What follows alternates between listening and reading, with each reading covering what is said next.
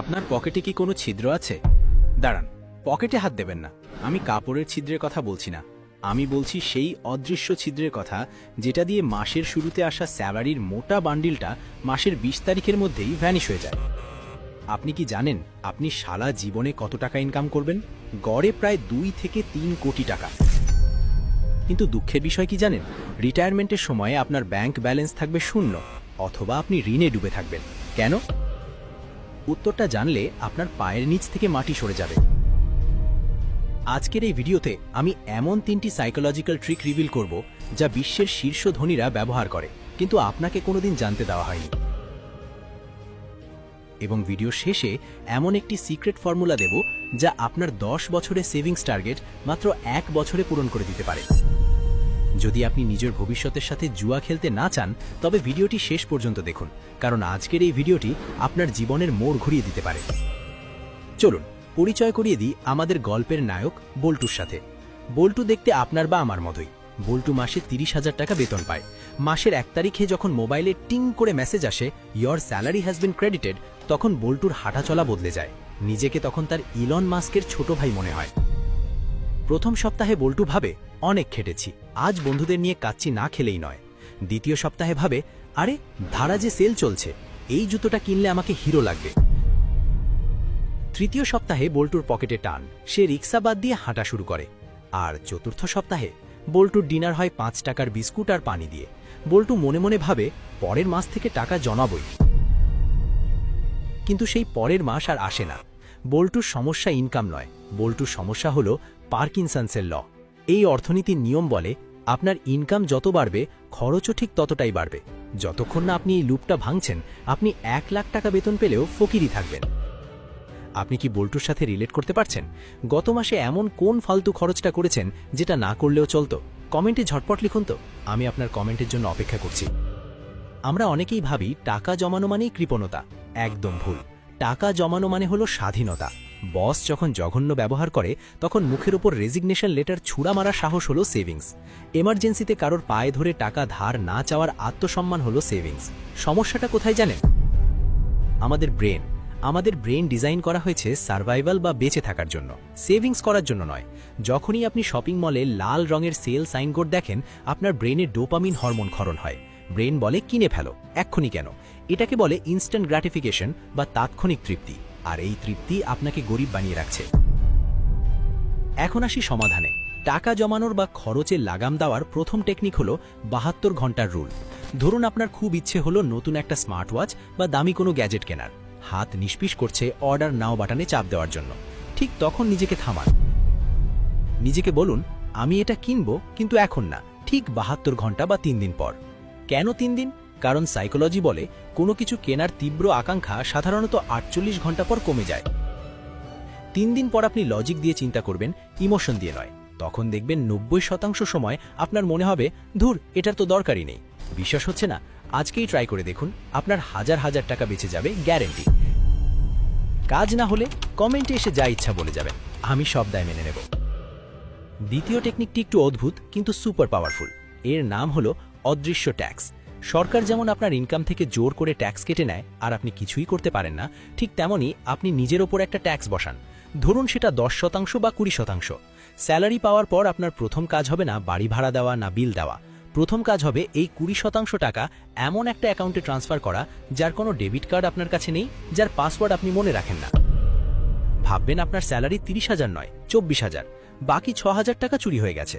শুনতে কঠিন লাগছে? প্রথম ৩ মাস কষ্ট হবে, কিন্তু মানুষের ধর্মই হলো মানিয়ে নেওয়া। আপনি ওই ২৪,০০০ টাকাতেই মাস চালিয়ে নেবেন, কিন্তু ব্যাকগ্রাউন্ডে আপনার একটা বিশাল টাকার পাহাড় তৈরি হতে থাকবে, যা আপনি টেরও পাবেন না। আচ্ছা, ভিডিওর এই পর্যায়ে একটা সিরিয়াস প্রশ্ন করি, উত্তরটা মনে মনে দিন। যদি আজ আপনার চাকরিটা চলে যায় বা ব্যবসায় লস হয়, তাহলে জমানো টাকা দিয়ে আপনি কতদিন চলতে পারবেন? ১ মাস, ৩ মাস, নাকি কালকেই না খেয়ে থাকতে হবে? যদি উত্তর ৬ মাসের কম হয়, তাহলে বন্ধু আপনি রেড জোনে বা বিপদ সীমায় আছেন। ভিডিওটা দেখতে থাকুন, কারণ এর থেকে বের হওয়ার উপায় আমি এক্ষুনি বলছি। আমরা বড় খরচ নিয়ে টেনশন করি, কিন্তু ছোট খরচ আমাদের ডুবিয়ে দেয়। বিখ্যাত অর্থনীতিবিদ ডেভিড বাক এটাকে বলেছেন দ্য লাতে ফ্যাক্টর। ধরুন আপনি প্রতিদিন অফিস ব্রেকে ২০ টাকার চা আর ১০ টাকার একটা বিড়ি বা স্ন্যাক্স খান। দিনে ৩০ টাকা, মাসে ৯০০ টাকা, বছরে প্রায় ১১,০০০ টাকা। যদি এই টাকাটা আপনি একটা ভালো মিউচুয়াল ফান্ড বা এসআইপিতে ইনভেস্ট করতেন আর বছরে 15% রিটার্ন পেতেন, 30 বছর পর ওই তুচ্ছ 30 টাকাই হয়ে যেত প্রায় 50 লক্ষ টাকা। অবাক হচ্ছেন? একেই বলে কম্পাউন্ড ইন্টারেস্ট বা চক্রবৃদ্ধি মুনাফার জাদু। তবে টাকা জমিয়ে ব্যাংকে ফেলে রাখলে কিন্তু লাভ নেই। কোথায় টাকা রাখলে সবথেকে বেশি রিটার্ন পাবেন তা জানতে ওপরের আই বাটনের ভিডিওটি দেখে নিন। আইনস্টাইন এটাকে বিশ্বের অষ্টম আশ্চর্য বলেছেন, অথচ আমরা এই টাকাটা ধোঁয়া বানিয়ে উড়িয়ে দিচ্ছি। আমি বলছি না আপনি চা খাওয়া ছেড়ে দিন, আমি বলছি হিসেবটা বুঝুন। ছোট ছোট ছিদ্রই কিন্তু বড় জাহাজ ডুবিয়ে দেয়।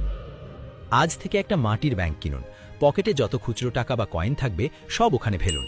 বছর শেষে ওটা ভেঙে দেখুন, ওটা দিয়ে হয়তো আপনার একটা ইন্স্যুরেন্স প্রিমিয়াম বা ফ্যামিলি ট্যুর হয়ে যাবে। আপনাদের জন্য একটা চ্যালেঞ্জ আছে, এটার নাম হলো 21 ডেজ সন্ন্যাসী চ্যালেঞ্জ। আগামী 21 দিন আপনি শুধু নিড বা প্রয়োজনে খরচ করবেন, যেমন খাওয়া, ভাড়া, ওষুধ বা যাতায়াত। এর বাইরে 1 টাকাও ওয়ান্ট বা শখে খরচ করবেন না। বন্ধু বলল চল ট্রিট দে, বলবেন না। অনলাইনে অফার দেখলেন, বলবেন না। বাইরে খেতে ইচ্ছে হলো, বাসায় ডিম ভাজি দিয়ে ভাত খাবেন।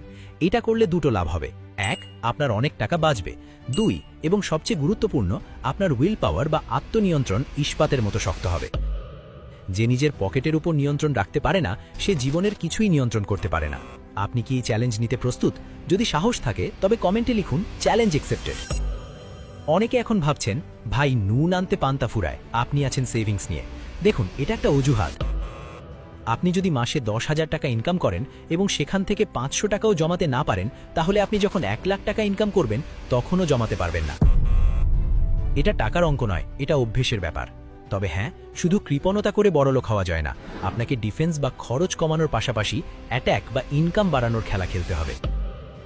আপনার অফিসের সময়ের বাইরে প্রতিদিন 2 ঘন্টা সময় দিন নতুন কোনো স্কিল শেখার জন্য। গ্রাফিক ডিজাইন, ডিজিটাল মার্কেটিং, ছোটখাটো ব্যবসা বা টিউশনি, কোনো কিছু। সাইড ইনকাম বা প্যাসিভ ইনকাম জেনারেট করা এখন আর বিলাসিতা নয়, এটা প্রয়োজনীয়তা। ভিডিও শুরুতে বলেছিলাম একটা বোনাস সিক্রেট দেব। এটা হলো বিশ্বখ্যাত 50-30-20 রুল। আপনার ইনকামকে 3 ভাগে ভাগ করুন। 50% যাবে প্রয়োজনে, অর্থাৎ ঘর ভাড়া, বাজার, বিল। এর বেশি হলে আপনাকে বাসা বদলাতে হবে বা লাইফস্টাইল ডাউন করতে হবে। 30% যাবে শখে, যেমন ঘোরাফেরা, গ্যাজেট, খাওয়া দাওয়া। জীবনটা উপভোগ করার জন্য তো টাকা দরকার। আর বাকি 20% যাবে ভবিষ্যতে, অর্থাৎ সেভিংস, ইনভেস্টমেন্ট বা ঋণ শোধে। এই 20% টাকা হলো আপনার ভবিষ্যতের আমির জন্য উপহার। বৃদ্ধ বয়সে যখন আপনার শরীরে শক্তি থাকবে না, তখন এই টাকাই আপনাকে দেখভাল করবে। আপনার সন্তান বা আত্মীয়রা নাও করতে পারে, কথাটা তেতো হলেও সত্যি। ভাবুন তো একবার, আপনার ব্যাংকে 10 লাখ টাকা আছে, বস আপনাকে ঝাড়ি মারল, আপনি মুচকি হেসে বেরিয়ে আসলেন, কারণ আপনি জানেন আপনার চাকরি গেলেও সমস্যা নেই। বাচ্চার স্কুলে ভর্তির সময় আপনাকে টেনশন করতে হচ্ছে না। রাতে বালিশে মাথা দেওয়ার সাথে সাথে আপনার ঘুম চলে আসছে, কোনো ঋণে চিন্তা নেই। এই ফিলিংসটার নামই ফাইন্যান্সিয়াল ফ্রিডম। আর এই ভিডিওটি দেখার পর আপনি সেই পথের দিকেই প্রথম পা বাড়ালেন। বন্ধুরা, টাকা জমানো কোনো রকেট সায়েন্স না, এটা হলো প্রতিদিনের ছোট ছোট সঠিক সিদ্ধান্তের সমষ্টি। আজ আপনি যে 100 টাকাটা বাঁচিয়ে ইনভেস্ট করবেন, 10 বছর পর ওটা আপনাকে বাঁচাবে। আমরা বল্টু হতে চাই না, আমরা স্মার্ট ইনভেস্টর হতে চাই। মনে রাখবেন, ধনী হওয়া মানে কত টাকা ইনকাম করেন সেটা নয়, বরং কত টাকা ধরে রাখতে পারেন সেটাই আসল। ভিডিওটি বানাতে আমাদের টিমের ঘাম ছুটে গেছে। যদি মনে হয় এই ভিডিও থেকে আপনি 1 টাকারও ভ্যালু পেয়েছেন, তাহলে লাইক বাটনে একটা ঘুষি মারুন। আর এই ভিডিওটি শেয়ার করুন সেই বন্ধুর সাথে যে সব সময় বলে, দোস্ত ধারের টাকাটা পরের মাসে দিচ্ছি। আপনার কাছে আমার শেষ প্রশ্ন, টাকা জমানোর পর সেটাকে দ্বিগুণ করার জন্য আপনি কোনটা নিয়ে ডিটেল ভিডিও চান? 1, শেয়ার বাজার ও মিউচুয়াল ফান্ডে ইনভেস্টমেন্টের সহজ গাইডলাইন, নাকি 2, ছাত্র বা চাকরিজীবীদের জন্য side income idea? Comment box আপনার জন্য খোলা, ঝটপট জানিয়ে দিন। পরের ভিডিওটি বানাবো আপনাদের কমেন্টের উপর ভিত্তি করে। ততক্ষণ পর্যন্ত পকেটের জিপার বন্ধ রাখুন আর মাথার বুদ্ধি খুলে রাখুন। আল্লাহ হাফেজ।